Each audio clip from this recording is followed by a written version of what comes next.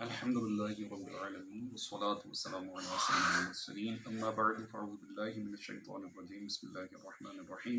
الصلاة والسلام عليك يا رسول الله وعلى آلك وصحبك يا حبيب الله والصلاة والسلام عليك يا نبي الله وعلى آلك وصحبك يا نور الله فرمان مصطفیٰ صلی اللہ تعالی علیہ وآلہ وسلم جو مجھ پر 10 مرتبہ صبح اور 10 مرتبہ شام درود پاک پڑھے اسے قیامت کے دن میری شفاعت ملے گی۔ صلو علی الحبیب صلی اللہ تعالی علی محمد صلی اللہ علیہ وآلہ وسلم۔ سورہ اعراف آیت نمبر 188 188 نواں سپارہ۔ اللہ رب العزت کا فرمان علی شان ہے، قل لا املک لنفسی نفعا ولا ضرا الا ما شاء اللہ۔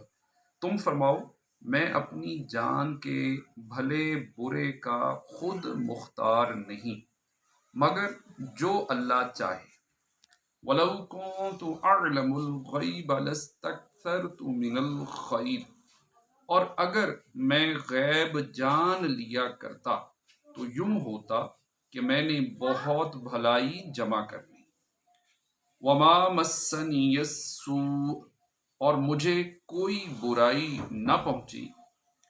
ان انا الا نذیر وبشیر لقوم یؤمنون، میں تو یہی ڈر اور خوشی سنانے والا ہوں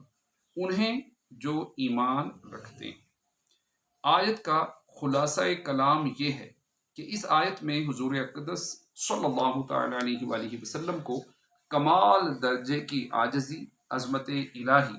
اور عقیدہ توحید کے اظہار کا حکم فرمایا گیا کہ سرکار دو عالم صلی اللہ تعالی علیہ وآلہ وسلم کے پاس جو قدرت و اختیار اور علم ہے، خواہ اپنی ذات کے متعلق یا دوسروں کے بارے میں، یوں ہی دنیاوی چیزوں کے بارے میں یا قیامت، آخرت اور جنت کے بارے میں،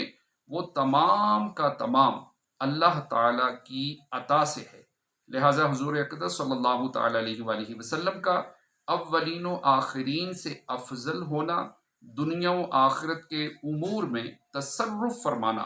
صحابہ رضی اللہ تعالی عنہم کو شفاء عطا فرمانا بلکہ جنت عطا فرمانا، انگلیوں سے پانی کے چشمے جاری کرنا وغیرہ جتنی چیزیں ہیں سب اللہ تعالیٰ کے چاہنے سے ہے۔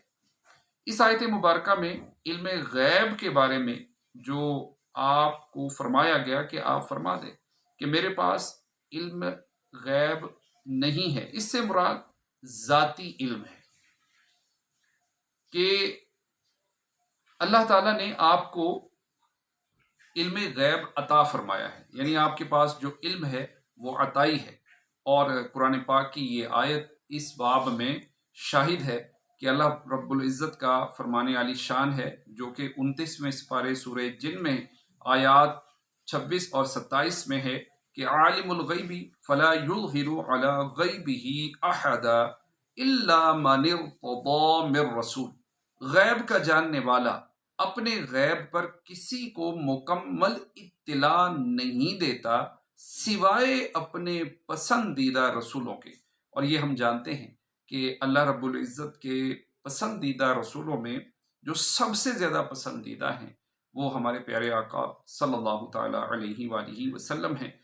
تو اللہ رب العزت کی بارگاہ میں دعا ہے کہ جو پڑھا سنا ہمیں عمل کی توفیق عطا فرمائے، آمین بجاہ خاتم النبیین صلی اللہ تعالی علیہ وآلہ وسلم اجمعین۔ صلو علی الحبیب صلی اللہ تعالی علی محمد۔